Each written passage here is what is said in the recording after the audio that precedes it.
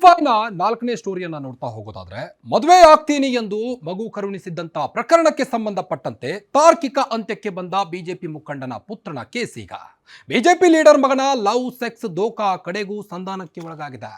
Puttur BJP ಮುಖಂಡ ಜಗನ್ನಿವಾಸ್ ರಾವ್ ಪುತ್ರ Krishna J Rao DNA ಕಂಡು ಬಂದರೂ ಸಹಿತ ಆತ ನಕಾರ ಮಾಡಿದ್ದ ಆಕೆಯನ್ನ ಮದುವೆ ಆಗ್ಲಿಕ್ಕೆ. ಈಗ ಕೊನೆಗೂ ಆಕೆಯನ್ನ ಮದುವೆ ಆಗ್ಲಿಕ್ಕೆ ಒಪ್ಪಿಕೊಂಡಿದ್ದಾನೆ. ಮದುವೆ ಆಗ್ತೀನಿ, ಆದರೆ ಕೆಲವೊಂದಿಷ್ಟು ಕಂಡೀಷನ್ಗಳಿವೆ ನಂದು. 7 ತಿಂಗಳುಗಳಿಂದ ಭಾರಿ ವಿವಾದವನ್ನು ಸೃಷ್ಟಿಸಿದ್ದಂಥ ಕೇಸ್ ಇದಾಗಿತ್ತು.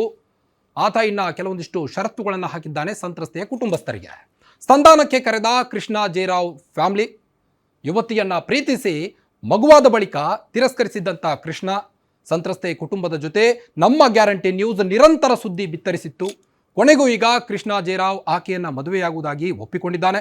ಆದರೆ ಕೆಲವೊಂದಿಷ್ಟು ಷರತ್ತುಗಳನ್ನು ಕೂಡ ಹಾಕಿದ್ದಾನೆ. ಅದೇನು ಅಂದರೆ, ಯಾವುದೇ ಮಾಧ್ಯಮದಲ್ಲಿ ನಿಮ್ಮ ಕುಟುಂಬಸ್ಥರು ಪತ್ರಿಕಾಗೋಷ್ಠಿಯಲ್ಲಿ ಕುಳಿತುಕೊಳ್ಳಬಾರ್ದು, ನಮ್ಮ ಫ್ಯಾಮಿಲಿ ವಿಚಾರವಾಗಿ ಮಾತನಾಡಬಾರ್ದು, ಕುಟುಂಬದ ವಿರುದ್ಧ ಯಾವುದೇ ಹೇಳಿಕೆಗಳನ್ನು ನೀಡಬಾರ್ದು.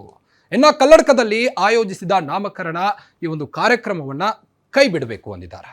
ಸಂಧಾನಕ್ಕೆ ಸಂತ್ರಸ್ತ ಯುವತಿ ಮತ್ತು ಆಕೆಯ ತಾಯಿ ಮಾತ್ರ ಬರಬೇಕು ಅಂದಿದ್ದಾರೆ. ಸಂತ್ರಸ್ತೆಯ ಪರವಾಗಿ ನಮ್ಮ ಗ್ಯಾರಂಟಿ ನ್ಯೂಸ್ ನಿರಂತರವಾಗಿ ಸುದ್ದಿ ಬಿತ್ತರಿಸಿತ್ತು. ಈಗ ಕೊನೆಗೂ ಬಿಜೆಪಿ ಮುಖಂಡನ ಮಗ ಕೆಲವೊಂದಿಷ್ಟು ಷರತ್ತುಗಳನ್ನು ಹಾಕಿ ಆಕೆಯನ್ನು ಮದುವೆಯಾಗುವುದಾಗಿ ಒಪ್ಪಿಕೊಂಡಿದ್ದಾನೆ.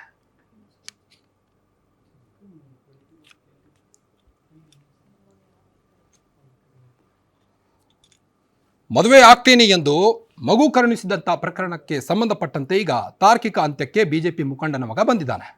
ಬಿಜೆಪಿ ಲೀಡರ್ ಮಗನ ಲವ್ ಸೆಕ್ಸ್ ದೋಖಾ ಕಡೆಗೂ ಸಂಧಾನಕ್ಕೆ ಒಳಗಾಗಿದ್ದು, ಪುತ್ತೂರು ಬಿಜೆಪಿ ಮುಖಂಡ ಜಗನ್ನಿವಾಸ್ ರಾವ್ ಪುತ್ರ ಕೃಷ್ಣ ಜೆ ರಾವ್ ಸಂತ್ರಸ್ತೆಯೊಬ್ಬಳನ್ನ ಪ್ರೆಗ್ನೆಂಟ್ ಮಾಡಿ ಆಕೆಗೆ ಮಗು ಕರುಣಿಸಿ ಎಸ್ಕೇಪ್ ಆಗಿದ್ದ. ಸಂತ್ರಸ್ತೆಯನ್ನ ಕಡೆಗೂ ಮದುವೆಯಾಗ್ತೀನಿ ಅಂದಿದ್ದಾನೀಗ ಪುಂಡ ಕೃಷ್ಣ. 7 ತಿಂಗಳಿಂದ ಭಾರಿ ವಿವಾದವನ್ನು ಸೃಷ್ಟಿಸಿದ್ದಂಥ ಕೇಸ್ ಇದಾಗಿತ್ತು. ಯುವತಿಯನ್ನ ಪ್ರೀತಿಸಿ ಮಗುವಾದ ಬಳಿಕ ಆಕೆಯನ್ನ ಮದುವೆ ಆಗಲ್ಲ ಅಂತ ನಕಾರ ಮಾಡಿದ್ದ. ಈಗ ಕೊನೆಗೂ ಆಕೆಯನ್ನ ಮದುವೆಯಾಗುವುದಾಗಿ ಒಪ್ಪಿಕೊಂಡಿದ್ದಾನೆ. ಆದರೆ ಕೆಲವೊಂದಿಷ್ಟು ಅವರ ಫ್ಯಾಮಿಲಿಗೆ ಷರತ್ತುಗಳನ್ನು ಹಾಕಿದ್ದಾನೆ. ಯಾವುದೇ ಮಾಧ್ಯಮದಲ್ಲಿ ಅವರ ಫ್ಯಾಮಿಲಿ ಪತ್ರಿಕಾಗೋಷ್ಠಿಯಲ್ಲಿ ಕುಳಿತುಕೊಳ್ಳಬಾರ್ದು, ನಂತರ ಕುಟುಂಬದ ವಿರುದ್ಧ ಯಾವುದೇ ಹೇಳಿಕೆಗಳನ್ನು ನೀಡಬಾರ್ದು. ಇನ್ನು ಕಲ್ಲಡ್ಕದಲ್ಲಿ ಆ ಮಗುವಿನ ನಾಮಕರಣ ಕಾರ್ಯಕ್ರಮವನ್ನು ಆಯೋಜಿಸಲಾಗಿತ್ತು. ಬಟ್ ಆ ಕಾರ್ಯಕ್ರಮವನ್ನು ಕ್ಯಾನ್ಸಲ್ ಮಾಡಬೇಕು ಅಂದಿದ್ದಾರೆ.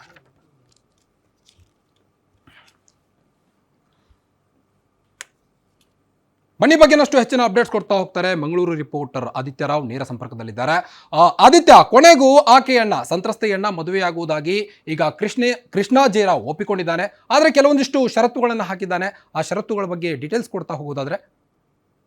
ಖಂಡಿತವಾಗಿಯೂ. ಯಾಕಂತ ಹೇಳಿದ್ರೆ ಈ ಪ್ರಕರಣ ಏನಿದೆ, ಕಳೆದ 7 ತಿಂಗಳಿಂದ ಈ ಪ್ರಕರಣ ಮುನ್ನೆಲೆಗೆ ಬಂದಿರುವಂತದ್ದು. ಬಿಜೆಪಿ ಪುತ್ತೂರಿನ ಬಿಜೆಪಿ ಮುಖಂಡನ ಮಗನ ಲವ್ ಸೆಕ್ಸ್ ಪ್ರಕರಣ ಈಗ ಒಂದು ತಾರ್ಕಿಕ ಅಂತ್ಯಕ್ಕೆ ಬಂದಿರುವಂತೆ ಕಾಣ್ತಾ ಇದೆ. ಅಂದ್ರೆ ಈಗಾಗಲೇ ಏನು ಕೃಷ್ಣ ಜೆ ರಾವ್ ಏನಿದ್ದಾನೆ, ಆತನ ಮನೆಯವರು ಈ ಒಪ್ಪಂದಕ್ಕೆ ಮುಂದಾಗಿರುವಂತದ್ದು. ಈ ಬಾರಿ ಅನೇಕ ಬಾರಿ ಒಪ್ಪಂದ ಕೂಡ ಮಾಡ್ಕೊಂಡಿದ್ರು, ಆದ್ರೆ ಒಪ್ಪಂದ ಮುರಿದು ಹೋಗಿತ್ತು.